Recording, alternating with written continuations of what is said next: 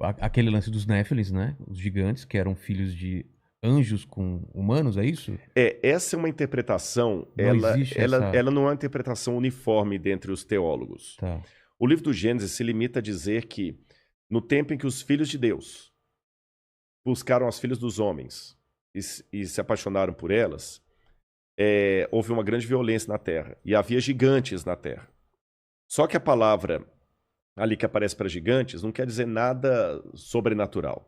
Não eram pessoas não. grandes? Jesus falou o seguinte: anjos não se casam nem se dão em casamento. Anjo não procria. A expressão Bnei Elohim na Bíblia, ela pode significar, em alguns textos, anjos, como no caso de Jó, mas em outros textos ela significa apenas seres humanos que fazem parte do povo de Deus. Santos? Não. Não santos no sentido católico da palavra, mas santos no sentido de pessoas que escolheram o lado do bem. Ah, tá. Então, o que acontece? O livro do Gênesis vai falando que houve duas gerações. A geração de Sete, não o numeral 7, uma pessoa chamada Sete, que era filho de Adão e Eva, que era a geração do bem, e a geração de Caim. Aí a geração de Caim estava cada vez mais pervertida. E começou a aparecer muitas meninas bonitas aqui.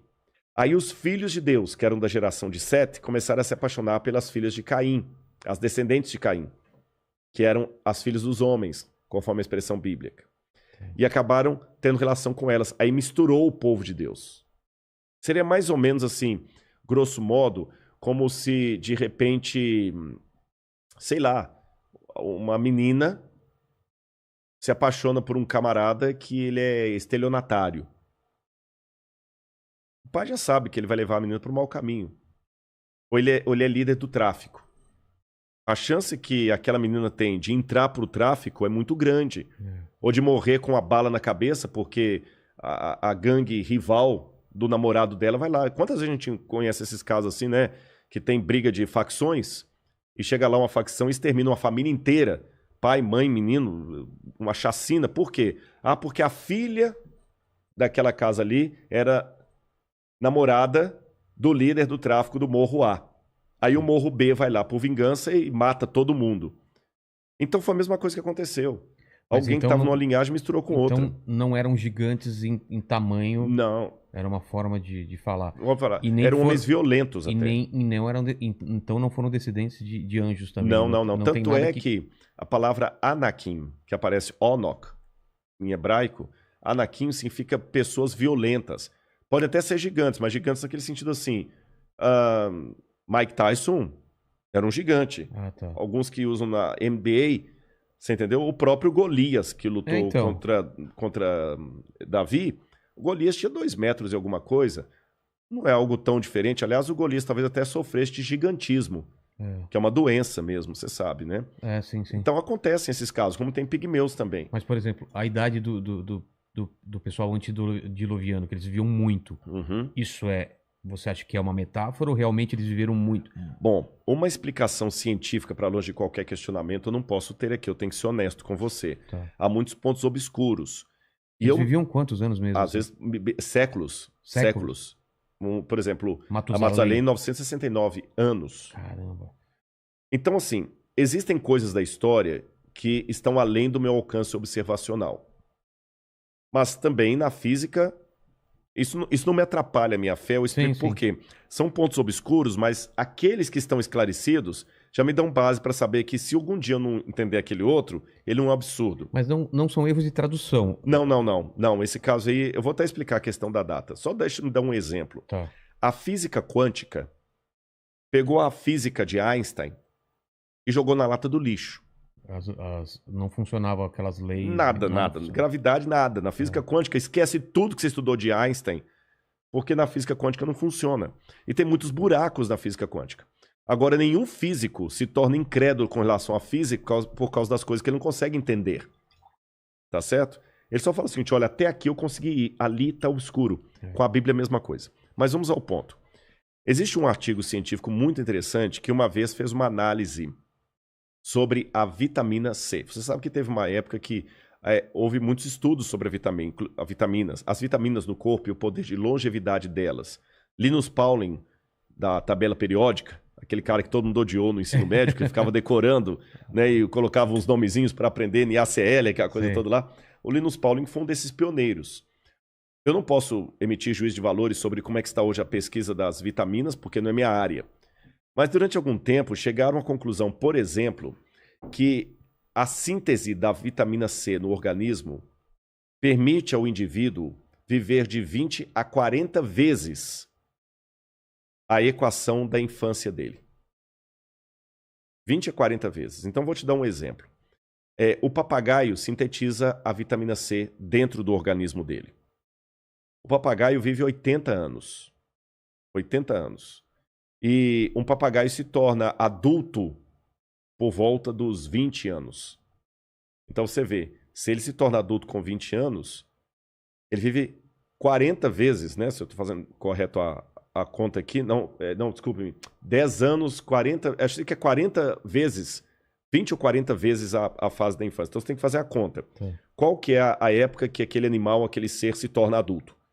Aí você multiplica aquele período ali por 20 ou 40. É o que ele consegue se ele sintetizar a vitamina C dentro dele. Tá bom? Se ele não sintetiza, o máximo que ele vive seria 5 ou 6 vezes a infância dele em média. O ser humano não sintetiza a vitamina C dentro dele. É por isso que um ser humano ele se torna adulto aí, vamos colocar, com 10 anos. E se o cara vive até 80, ele viveu 8 vezes a infância dele. Se ele morre com 60, ele viveu 6 vezes a infância dele. É a média de vezes da infância. O papagaio não. É 20 ou 40 vezes a infância dele, mesmo que eu me atrapalhei nos cálculos aqui. A diferença é que um sintetiza a vitamina C, outro não. Quando fizeram análise no ser humano, é interessante que o ser humano tem dentro de si todas as enzimas para formar a vitamina C, exceto uma, que está atrofiada. E muitos evolucionistas pensam, o que nós temos que estar atrofiado é porque os nossos ancestrais usavam. Então, no passado, os nossos ancestrais sintetizaram a vitamina C. Se isso for verdade, então eu poderia viver 20 a 40 vezes a minha infância como média de vida. Claro. Então, eu estou falando aí 10 vezes 20, 200 vezes 40, 400 anos seria a expectativa de vida. Esse artigo mesmo mostra a surpresa com a possibilidade que os nossos ancestrais... Esse artigo não tem nada a ver com criacionismo, nem teologia, sim, é um artigo de biologia. Dos nossos ancestrais terem vivido uma longevidade tão grande assim. E mais, esse artigo acredita que o que mudou a expectativa humana para menos foram duas coisas. Mudança da alimentação e algum catastrofismo que ocorreu na Terra, mudando acentuadamente a atmosfera, os climas, e o organismo humano se adaptou, parou de produzir a vitamina C e viveu menos. E paro por aí. Entendi. Você entendeu? Eu não posso ir muito mais além, porque o artigo também não se estendeu, mas eu tenho pelo menos um vislumbre. Claro. Que alguma possibilidade mínima e racional dos seres humanos terem vivido muito no passado pode ter acontecido. Sabe, Vilela, a vida em redor está repleta de situações fora do comum, extraordinárias, e que nem por isso se tornam errôneas. Exemplo, você sabe que em termos físicos, você pode se encontrar com seu filho mais velho do que você. Ah, sim, se eu viajar a velocidade da luz. Claro, porque o tempo é relativo, o tempo é até ilusório. Você está entendendo? O tempo... Aí voltamos para Interstellar, né? Que o personagem principal volta e a filha dele está velhinha na cama, morrendo, e ele está com praticamente a mesma idade. Exatamente. Agora, isso para mim é um absurdo, mas é física. Tá aí. Mesmo que você não acredite. Mesmo que não acredite. A física quântica tá aí. Tanto é que eu consigo pegar uma foto aqui no meu Instagram e ela espelhar no celular de várias pessoas, graças à física quântica. Vamos agradecer. São os elementos fantasmas que aparecem ali, que o elemento aparece aqui e lá ao mesmo tempo. É isso que permitiu a gente mandar foto por WhatsApp. Né? Isso é tudo coisa do demônio. É o demônio agindo dentro do nosso celular.